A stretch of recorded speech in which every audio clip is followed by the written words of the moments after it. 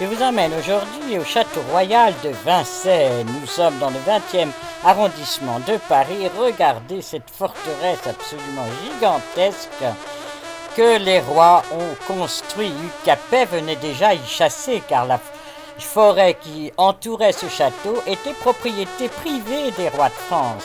Et donc très vite, dès le XIe siècle, un château y a été construit.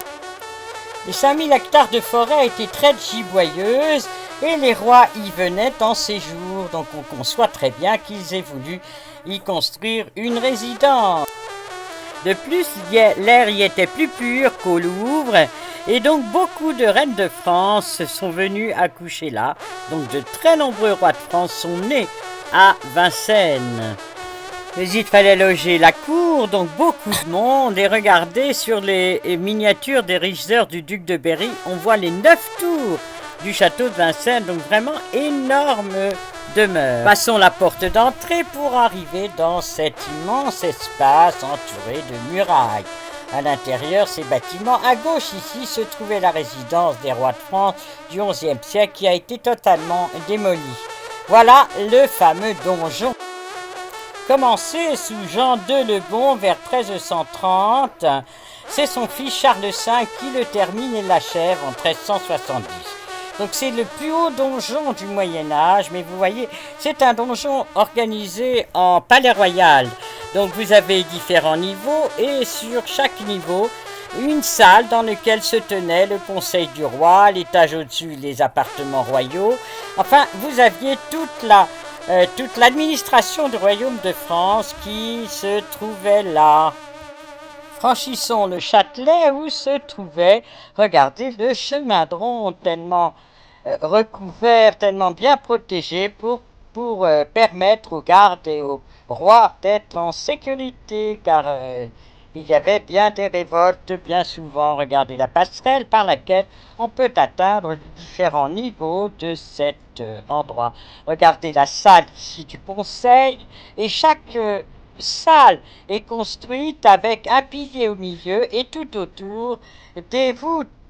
Autour de cette salle centrale, il y avait beaucoup d'autres petites pièces qui parfois ont été transformées en prison. Ici, nous sommes dans la cellule de Monseigneur de Boulogne qui utilisa sa captivité pour peindre ces fresques qui sont toujours là. Voilà, c'est tout à fait surprenant. Et au-dessus, toujours ces voûtes, car ça n'a pas toujours été des prisons, mais souvent des pièces dans lesquelles, par exemple, le roi entreposait ses trésors, car c'était tellement bien protégé. Là, dans les tours d'angle, les escaliers qui permettaient. Il y avait 2 escaliers, un plus grand et un plus petit, le plus grand pour le roi, le plus petit pour le personnel de service, les gardes et tout le monde qui tournait autour de la cour. Voilà cet escalier, on passe vers les autres niveaux. Vous voyez les vieilles portes qui, je pense, ont quelques siècles. Les petits couloirs qui permettaient de se rendre d'une pièce à l'autre. Voilà une des pièces centrales. Vous voyez là le pilier qui supporte tout l'ensemble des petits. Il y a encore un peu de couleur, ce qui est tout à fait étonnant vu que cela a quand même 7-8 siècles. Et voilà le petit escalier de service. Alors là, beaucoup plus étroit. Là, au rez-de-chaussée, c'est le puits. Nous quittons maintenant cette tour royale pour regarder par cette vieille porte qui est amusante à cause du contraste entre les deux cadenas, l'un du XVIIe siècle et l'autre du XXe siècle. Nous arrivons dans cette cour intérieure de cette première fortification. Vous voyez en haut la passerelle qui permet d'arriver directement, que le roi arrive directement dans sa salle du conseil. Franchissons cette porte, mais regardez, il y a le souvenir des prisonniers, car lorsque Louis XIV fit construire ces immenses bâtiments pour sa cour et lui-même, le Châtelet, le vieux donjon, devint une prison d'État où on était envoyé par le roi sur lettre de cachet.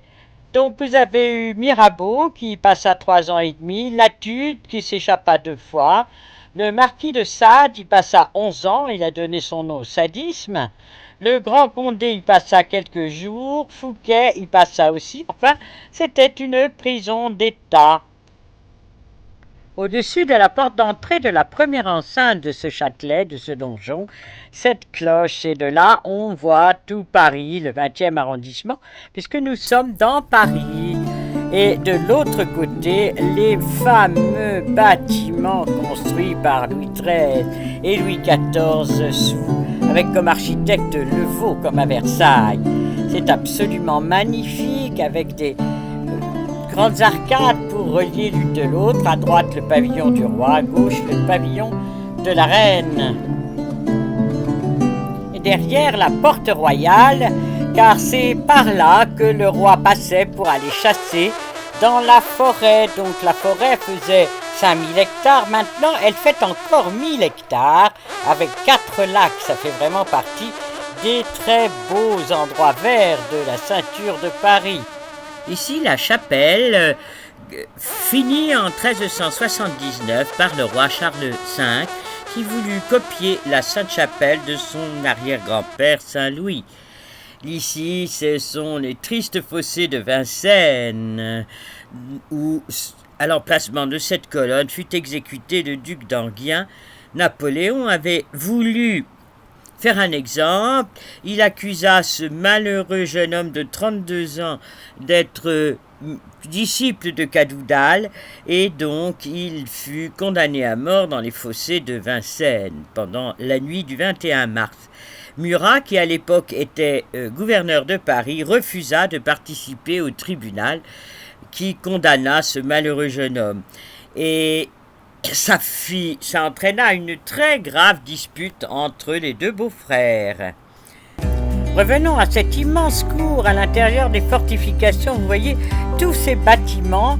En fait, Bonaparte en fit un arsenal avec toutes les troupes qui étaient liées à l'arsenal. Puis ensuite, il y eut une fabrique de porcelaine avec une centaine d'ouvriers. Et là, la marquise de Pompadour, qui visita cette manufacture royale, décida de la transporter à Sèvres. Mais le temps que les bâtiments se construisent, la manufacture de Vincennes fabriquait toujours ces merveilles. Ensuite, il y eut une fabrique d'armes. Et maintenant, depuis 1948, le château accueille les services historiques de l'armée, de terre, de mer et de la marine. Puis en 2005, c'est le service historique de la défense. Donc voilà, tous ces bâtiments qui sont utilisés de manière tout à fait nouvelle et qui permettent de retrouver la vie du moindre soldat à n'importe quelle époque. C'est absolument extraordinaire. Et voilà, je vous dis au revoir, c'est la fin de la visite du château royal de Vincennes qui est tellement riche.